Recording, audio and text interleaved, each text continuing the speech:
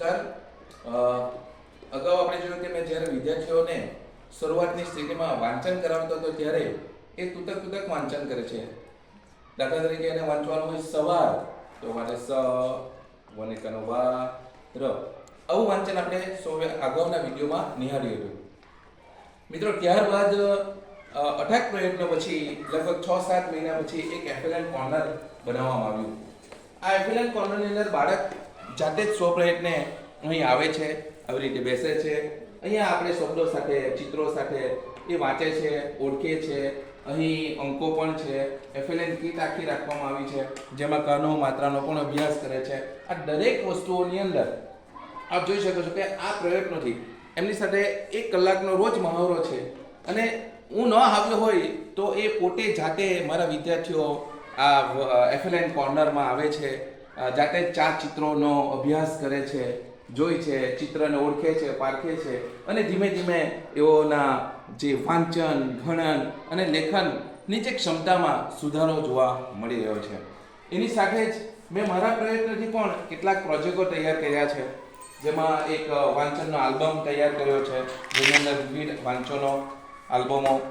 ત્યારબાદ આ એક જાદુકા પિટારા, મારો સ્વપ્રયત્ને જે મેં પ્રયત્ન કરીને જે બનાવ્યું છે એ પિટારાને પણ આપણે ખોલીશું અને એમાંથી અવનવા જાદુઓ નીકળશે, તે પણ નિહાળીશું.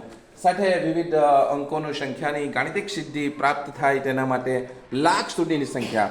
કારણ કે મિત્રો, મને કહેતા એ આનંદ થાય છે કે સરકારશ્રીના નિપુણ ભારત અંતર્ગત એઓનો જે ટાર્ગેટ છે 2026-27ની અંદર ધોરણ 3માં સામાન્ય 9,999 સુધીની સંખ્યાનું જ્ઞાન એમને હોવું જોઈએ, તે સિદ્ધ કરવા માટે મેં મારા પ્રયત્નો ચાલુ કરી દીધા છે.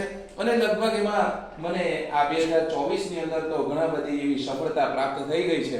અને 2026-27નો સરકારશ્રીનો જે ટાર્ગેટ છે ત્યાં સુધી પહોંચવામાં ચોક્કસ સફળતા મળશે એવું મને મારા વિદ્યાર્થીઓ સાથે કામ કરતા મને જણાવ્યું છે.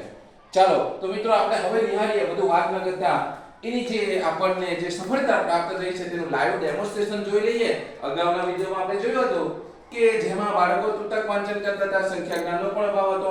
હવે આપણે ચકાસીએ તમારી સમક્ષ વિદ્યાર્થીઓને. તો વિદ્યાર્થીઓ કેમ છો? મજામાં. Good morning. Good morning. ચાલો તો આપણે શબ્દો વાંચતા, હવે શબ્દો પછી આપણે વાક્યો વાંચતા. આપણે અગાઉ આપણે જોયું કે તમે શબ્દ વાંચતા, હવે ધીમે ધીમે તમને વાક્ય વાંચતા પણ આવડી ગયું છે. હવે ફકરાનું વાંચન આપણે આજે કરવાનું છે. આપણે ફકરો વાંચતા પણ આવડી ગયું છે બધાને? હા. ચાલો તો પહેલા કોણ આવશે? કોણ આવશે? ચાલો કોણ આવવાનું છે? ચાલો તમે આવવાના છો? ચાલો, વેરી ગુડ. તો આપણે ફકરો વાંચીશું, હે ને? ચાલો એક આપણે લઈએ ફકરો. ચાલો વાંચો જોઈએ. મોટેથી વાંચો. હા.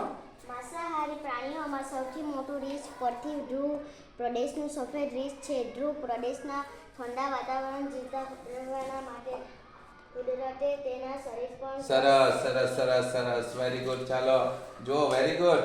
ધોરણ 4ની વિદ્યાર્થીની ચાલો આવશે સેલ્વી. આ ધોરણ 5નું એક લાઈવ સાહેબ પેપર છે, એનો ડેમોન્સ્ટ્રેશન આજે લાઈવ તમને જોઈ શકો છો કે આ ધોરણ 5નો પેપર છે 18/1/25નો. અને એ રોજ આપણે આ પેપર મેં લાઈવ કોઈ જાતનો અભ્યાસ નથી, આ વિદ્યાર્થીને વાંચીને બતાવશે. ચાલો. આજે રાહુલ ખૂબ જ ઉત્સાહ હતો, કારણ કે આ વર્ષે રાજ્ય કક્ષાની ચેસ સ્પર્ધાએ પ્રથમ આવ્યો હતો. તે નવા ધોરણમાં ભણતો હતો.